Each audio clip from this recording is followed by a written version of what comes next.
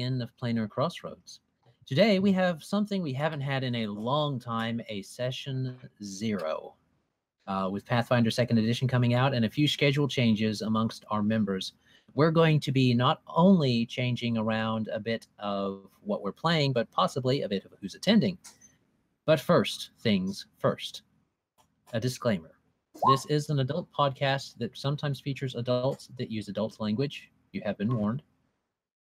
And that is usually the other adults, not this one. I think my mic was Tommy muted when I shouted. Yeah, because I had my mic muted when I shouted, "Thanks, Dad," and that's good because this apartment is very echoey when you shout, it turns out. So, thanks, Dad. You guys might heard the brum word, and you might hear the bad sounds. Bad sounds. Yep. Next up for announcements, where we can start it off, because I always keep these within 5 minutes. Patreon for both Black Dragon Gaming and the Planar Crossroads is going on. $50 a month for the Planar Crossroads. We'll give away a rulebook. $100 a month, we'll give away the special edition Pathfinder 2E rulebook that is coming out. Our current session is, of course, a Session 0 for the Broken Universe, which was alluded to in a couple ways earlier in our couple of our streams recently. Our next subscriber appreciation one-shot will happen at 400, at which Colin has volunteered himself again to hopefully run that one, depending on his schedule. And this month's giveaway, we are still in the month of July.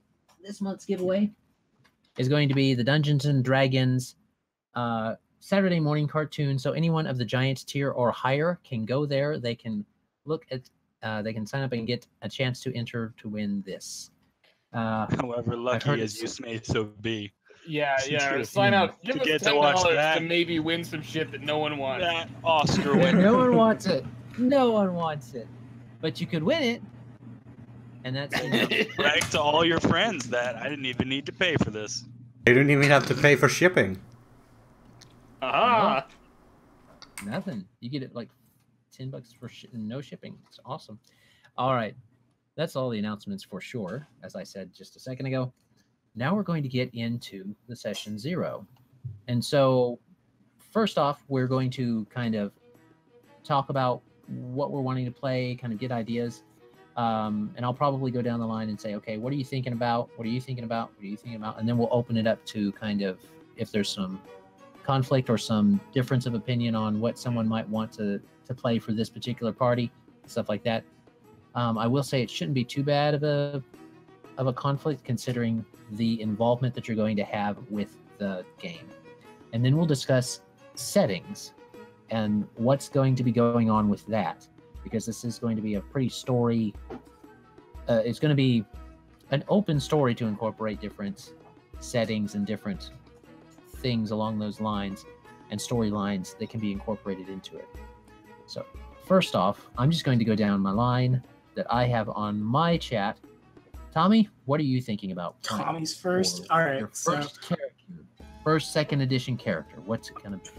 My first 2nd edition character is a throwback to a character I never got to play in 1st edition, and I'm also bastardizing a name from Joe. If you're watching this, I am going to be playing Octarian, son of Octar, in such a way to keep the last character that I was ever in a party with in a in-person setting alive as we move forward, because I don't talk to Joe near as much as I used to. So I'm sitting here thinking, what am I going to do in this new setting? Seems appropriate to me. Mechanically, I'm thinking a ranger, because rangers seem actually playable in Pathfinder 2nd edition and not just the consolation prize. That's a goblin, great. That's an elf, sucks to suck, but you can do it now. So I'm going to play a ranger, and in flavor wise, we're going for probably a lot of switch hitting around mounted combat.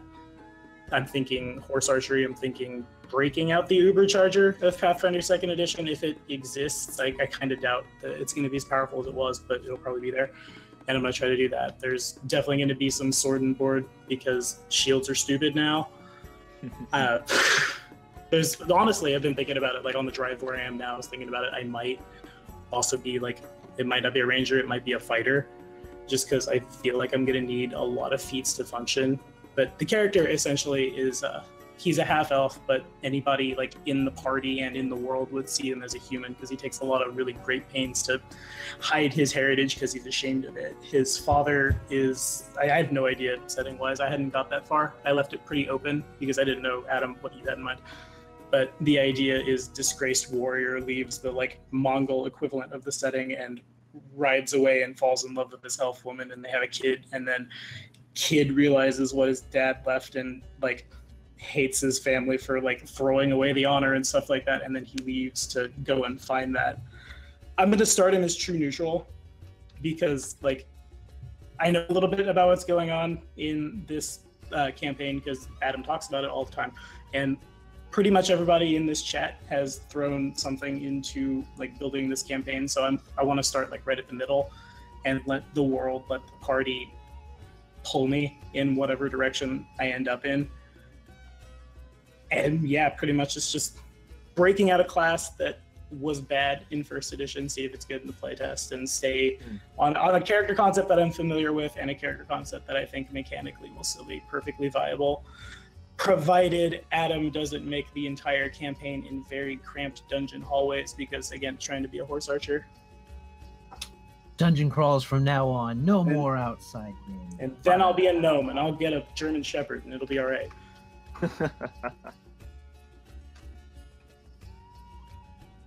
All right, so we've got a basic idea of what your character concept is. Mm-hmm. Colin, what's your character concept? All right, so I will be playing another half-elf. I believe I am going to go with a divine bloodline sorcerer. So I think it was Celestial and Tui was how they named it. I'm trying to remember from the blog, but Angelic. She's not going to secretly. Angelic, She's not going to secretly turn into foxes, is she? Is that a no? thing? That's not a thing this time. That race is not in Tui, so that's not even an option. Oh well. So she is actually going to be someone from Milcian, which is from the 9 Guilds setting, I believe, right? Yeah, 9 Guilds. And It's from the continent of Zatench on Sosnak Ra, which is the planet of Sosnak Ra, which is the homebrew setting that I have. Yes. Yes. The trick was I was having trouble finding a map within the other Roll20, so I decided to go with Milcian, and it ended up putting together an interesting story. So I can't remember the name of the lady, but she was a descendant of Dom Thule. Oh, she is. She is. Her grandmother was the lady who was going to be sacrificing the child, and rather than her father ran off after her mother's death. Her mother ended up killing herself when she found out the truth about the Thule family and the atrocities they had to commit to keep Dom from returning. And after that, her father left, but they left Haluri with the church rather than with her grandmother, and with strict orders that she was never to meet her grandmother. So eventually she heard about her, her grandmother was sort of starting to lose her mind and curse the entire town, and then people started dying, so she went out to see if she could try and get her grandmother to undo the curse.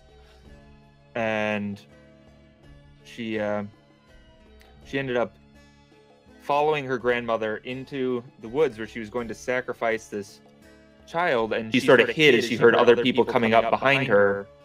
And when sort of the struggle happened where they were fighting, trying to get the knife away from her grandmother, whose name I cannot remember, Old Lady Thule is what I'll call her, where she was trying to get the knife away from Old Lady Thule, Old lady Mason. Old Lady Mason. She was trying to get they were trying to get the knife away from Old Lady Mason, so Haluri took that as a chance where everyone was distracted and she could escape without anyone seeing, and she fled to go find her father, whose location is still unbeknownst to her, in hope of getting some answers as to what was going on, because she figures he's probably the only relatively sane person who has any idea what happened in Milcian or why it happened. And shortly thereafter, she found out that, a bunch of shadows or some giant shadow destroyed the town, and that's sort of where she's at now. She's on a quest to find her father. Okay. This is. I just want to say we're not even in session 0. This is like session -1, and Colin's already taken liberties with your shit. Classic Colin. Also, Colin, did I hear that correctly? Are you playing another sorcerer in this? Is that what you're doing? Because that's 3 for 3, Colin. Boo. You know, Yeah.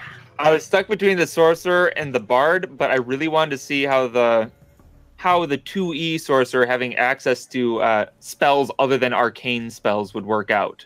Yeah. That's what I wanted to find out. I'll keep this in mind the next time anyone gives me shit for playing an alchemist. Yeah. Well, It's not too late to change, Kane. You can do it.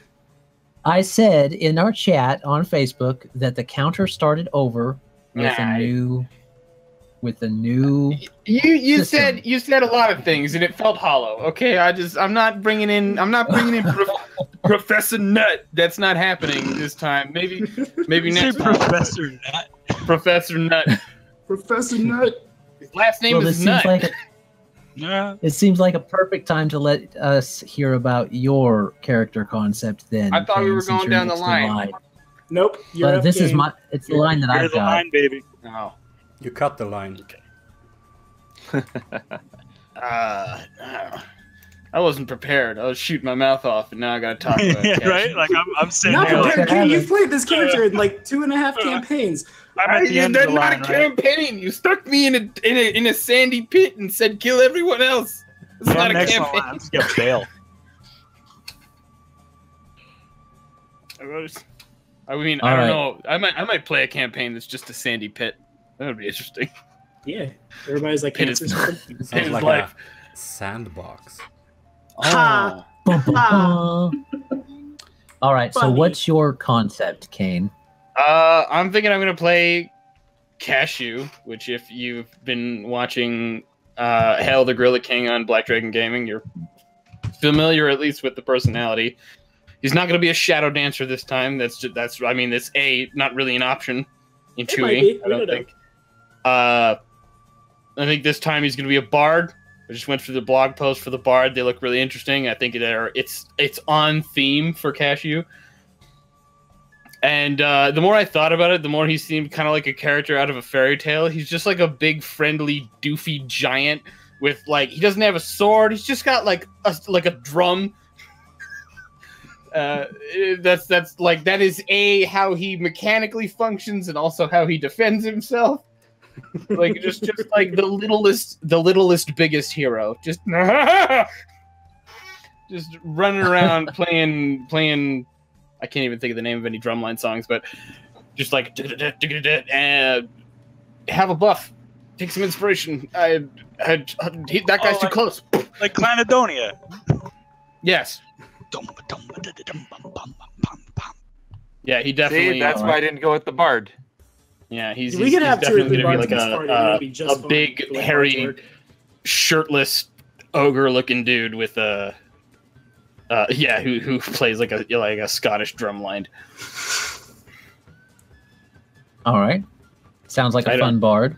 Yeah, I don't have a obviously yet because the system's not out yet. I don't have a huge grasp of how he's going to function mechanically, but I think he's really on theme thematically, and we'll see.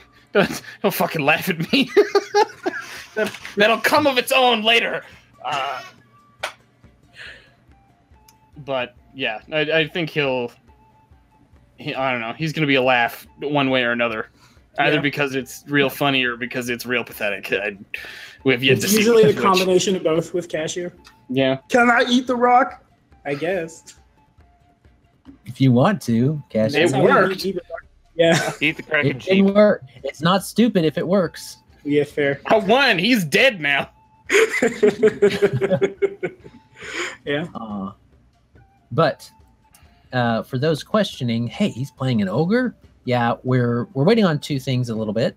The reveal of the half elf or half orc, the half breed, the bastard races, to see what they might function like, to see what Cashew's going to be. He may be a half orc, he may be a human reflavored, or he may be an ogre if we play with it. We'll see. But I highly suspect he'll probably be a half orc from another universe. So we'll just have to think about that. I mean, a reflavored half orc, but we'll Yeah. see. We'll see. That's, how it all well, the whole mechanically thing is kind of everywhere. Everyone's kind of a little bit. We're all from different places, Yeah. as it were, Mhm. with the way this setting is going to work initially. So it's going to be a little weird right at the beginning. Welcome to Pathfinder. Yeah, we'll figure it out. All right.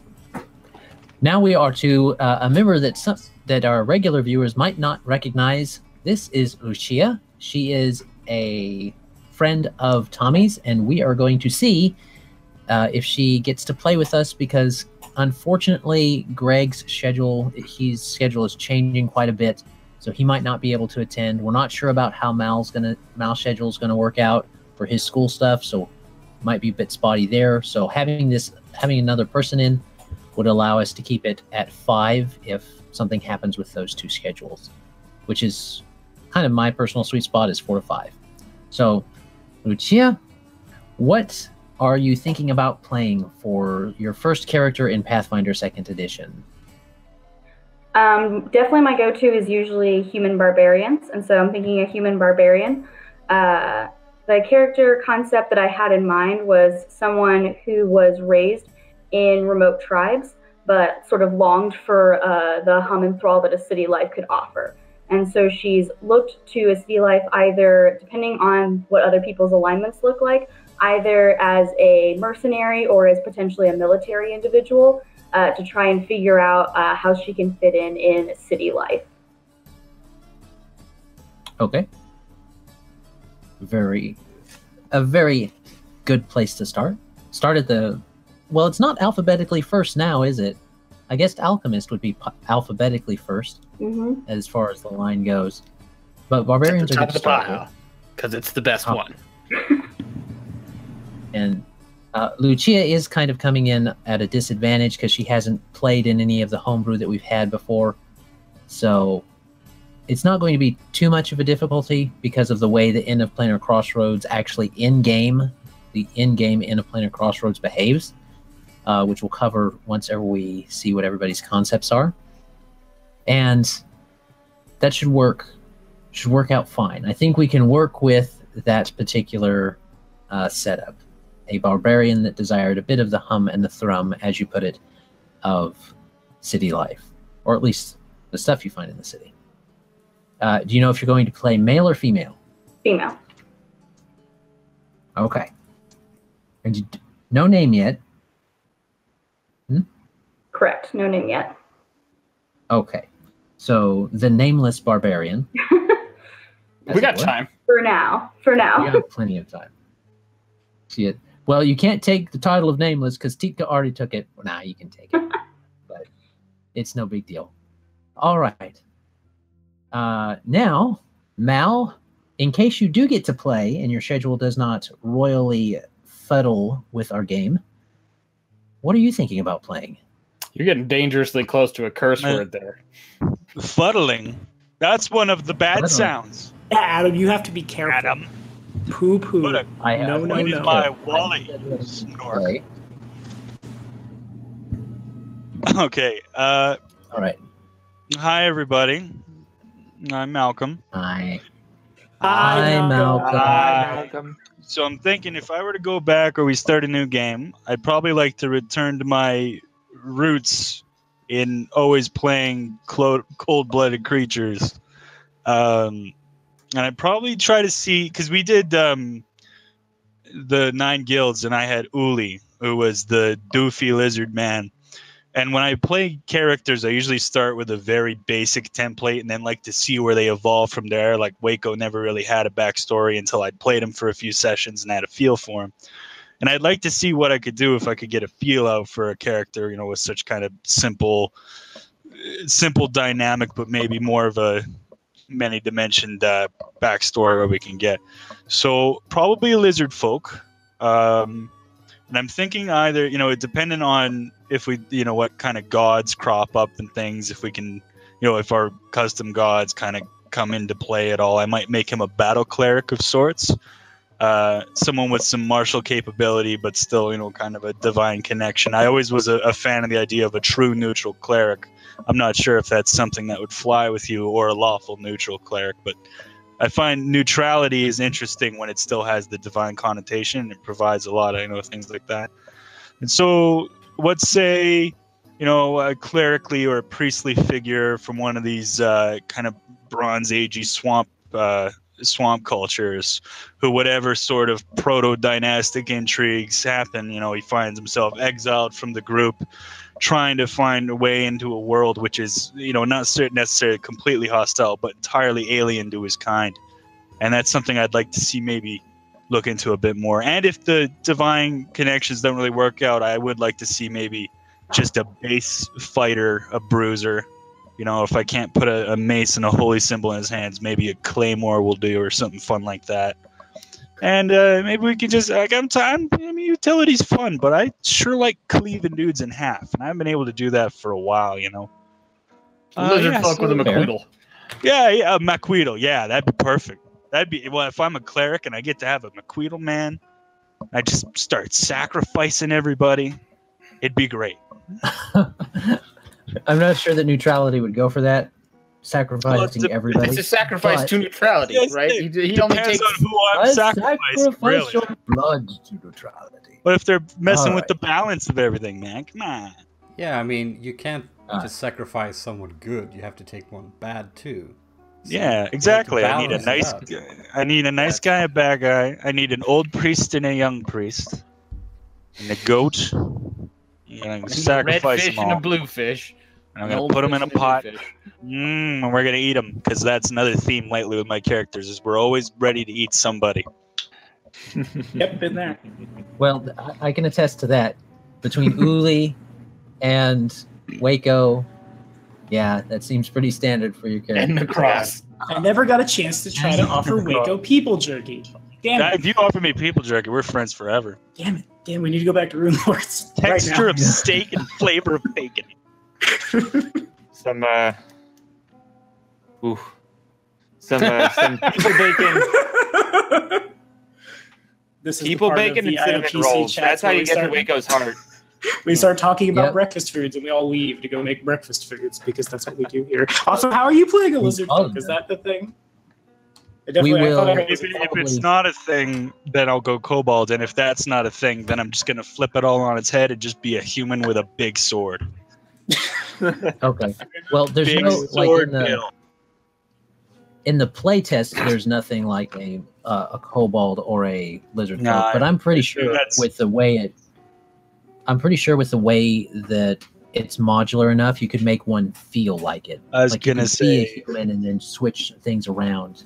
yeah, I make assume it- that as soon as it comes out, all the host of extra content and things will just flood forward. But again, if nothing works, I'll just be a human with a sword. Yeah, his name will be real Okay. alliterative. It'll be like Claymore Clem or Bastard Some- Thornberry. Something really easy that if I do need to drop out, that it won't be too damaging to whatever is going on. No, not Berry Blue Jeans. What will we do Berry with them? Blue Jeans. No! Now what will we do when we need to cut something in half? Harry Hackmaster. Guess we'll ask Can't Lucia to do it. Yeah, I guess the one who's probably going to be better at it anyway. That's the spirit. All right. So we have that lizard folk. I'm making my own notes. Alex, What are you wanting to play? You kind of told us a little bit, but what about why not tell the viewers? All about dwarf. Yeah, playing with Dwarf the dwarf. Dwarf.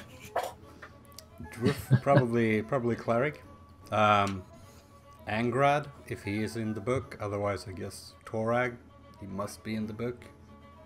Otherwise, I don't know. Something's wrong.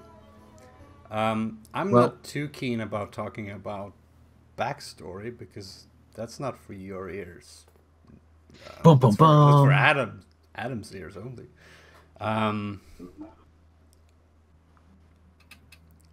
Yeah, he would be like he would be coming from a like a bandit group at least.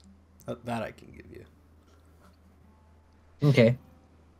So that'll be the B of your creation, the A, B, C's. Maybe. Possibly. Okay.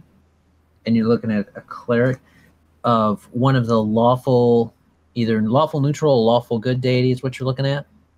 Yeah, probably. Okay. I can live with that. I can work with that. Yeah. I can do that.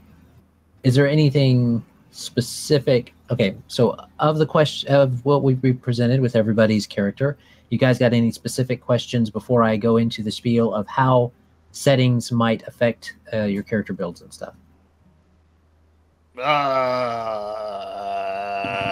I do not. I don't even like. If you read any of my character stuff, all of the like the setting-oriented bits are just like parenthetical. Like, Land of Mongols, Elf Forest. So it's like I've put none thought into that in such a way that I could just slot in. Yeah, like Tommy's got his whole backstory done, and fucking Colin has a dissertation and autobiography as usual. Did Colin get all that done too? I haven't seen. You know, that's all I can do is write about. Did you not just like hear him recite 3 paragraphs of text to us when it was his turn? That's fair. He's got a fucking writ of nobility dating back 4 generations. Made up Classic gods are Colin. my specialty. Hey, I pounded that all out in like an hour, so Fuck All right, it big could man. be longer. It could be Probably longer. will be longer. Give him time. I've seen Xander's backstory. Well, thankfully, it shouldn't be too terribly long because we're going to come in pretty well as you characters are beginning their journey. So let's kind of discuss then setting and how that's going to affect your characters. So the Broken Universe is what we're going to be playing, as we've discussed. The Broken Universe game is going to take place in Homebrew. That means the setting will be Homebrew. That's not to say you will not visit other places. And no spoilers, but you may go to other realms, other places, as part of your journey. The main idea, so that we don't give any kind of spoilers to the whole viewership, as well as the players, because I do like to play things kind of close to the chest when I've got little sprinklings of intrigue around. You guys will have met the Procurer, who is the proprietor of the Inn of Planar Crossroads, which we may RP out a little bit here in just a minute or so if we've got time and we don't have too many questions. But as it stands, with the way the Inn of Planar Crossroads in-game behaves, you could be from any setting that you want to be from. If you want to be from the Forgotten Realms setting, you can be from the Forgotten Realms setting. If you want to be from 1910 Chicago, you can be from 1910 Chicago. If you want to be from Milcian in Kelligoth on the Homebrew world, you can do that. If you want to mix and match, you can. The thing that's going to happen is that you will have met the Procurer. And the Procurer would have basically given you a tap on the shoulder and said, I need your help with something. You know, no spoilers or anything, but I need your help with something. And you seem to be the perfect person for the job. And will have offered you compensation in a certain way. as well as aid in what you were looking for, as it would be the case with our little miss from Milcian. But the origins of your character are yours to play with. So with that being the case, do you guys have questions about what that might mean for you making somebody? I have an issue with that, and that would be tying backstory together. Because if everyone is from their own planet or setting, that'll be nigh impossible to tie backstory together. So, are you saying that I could walk into the interplanar Crossroads as a lizard dude and then walk out as a human? Well, I mean, you could talk to the procurer about that, but Oh, he wouldn't possibly request it. But it would certainly blow his little mind. Hey, old man, I want my knees to bend the other way. Also, I'd like to be 2 feet taller. Look at all this hair. What is all that? Man, you humans smell. I'll smell terrible. Oh, my junk's on the outside. I feel so hot all the time. Why is there moisture coming out of my skin? What is wrong? Where are my scales? But yes, you could technically play from any place. For example, if Tommy wanted to say that his father, Oktar, was actually from Mongolia in the Pathfinder setting, totally doable. Because It's a thought. in the Pathfinder setting, Baba Yaga's from Russia. Yeah, you definitely go to Earth in some of the APs and do a bunch of weird stuff. That is weird. Kind of like yeah, it. yeah, oh, yeah, it is. Adam, I think I'm going to leave it in your Kinky. hands this time because, like, Oh, I have faith in your ability to GM and your faith in the ability to, like, tie all of us together over the course of the campaign. And I don't want to necessarily, like, here is this, and you will give me it, or I am pissed. I'm not going to go that route with it. And also, like, I like the way you are creative. Like when Magpie and Emmy had a kid, and that kid was an outsider. That was neat. So entirely in your hands, my friend. okay. Yes. It was we know, but it was also cool. Just when you explain it aloud. Fetchlings are coming back? Fetchlings are coming back, do you think? Yeah. Probably Eventually. not. I trust Alex more than anyone here, and I got a sad head shake. I mean, they're probably coming back, but not for the playtest, and Oh, not for the core. It's gonna okay. be a different. Well, maybe I'll just be a real pale, shitty human. You basically have the core races and the goblins to choose from. No, if I could get like a maybe a sunless sea background kind of guy, that would be kind of neat. I always like that idea of the world below. Oh yeah, you want to be a dude from Fallen London? Not necessarily, but definitely of a similar place. You could be a submariner. That's come now. Just put Z's on the beginning of words that don't need Z's. I'm not gonna do that. That's why it is. That's why I said not exactly that, because that drives me crazy every time. But yeah, so Tommy's character, I mean, letting me have the role as assisting you with that is fine. It's a dangerous trust game you and I are playing, Adam. Not that dangerous considering I'm lawful good, but Yeah.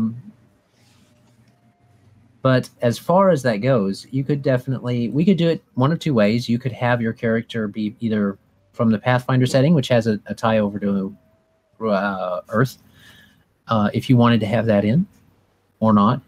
Your character does know his parents as far as that goes, because you said he's very interested in his father's.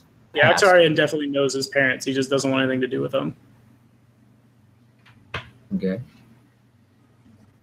As far as what's going on with Milcian and all the stuff with that, there's a couple places that hiccup with timeline, but nothing that's not workable.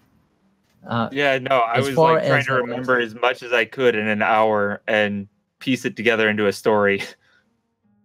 So I'm totally down for tips on reworking that.